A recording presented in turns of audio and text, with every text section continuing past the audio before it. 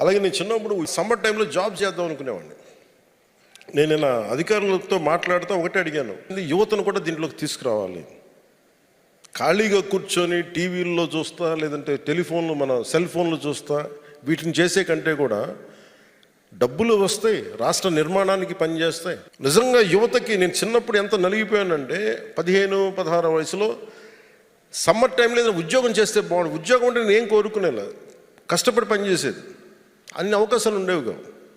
ఫైనల్గా ఒక నెల రోజులు ఎక్కడ చిన్న ప్రెస్లో పనిచేశాను. అందుకని నాకు నిజంగా పని చేద్దాం అనుకున్న విద్యార్థులకు కానీ యువతకు కానీ ఈ సమ్మర్ ఇంటర్న్షిప్ ఏదైనా ఇవ్వండి, మీరు దయచేసి కొంత నిధులు కేటాయించండి దీనికి అని ఉన్నతాధికారులందరికీ చెప్పాను. సో వేసవిలో విద్యార్థులు ఉత్సాహవంతమైన యువతని నీటి సంరక్షణ అవగాహన కార్యక్రమాలతో పాటు కార్యక్రమాల్లో భాగం చేయాలి. వారికి వేసవి ఇంటర్న్షిప్ ద్వారా గౌరవ వేతనాలు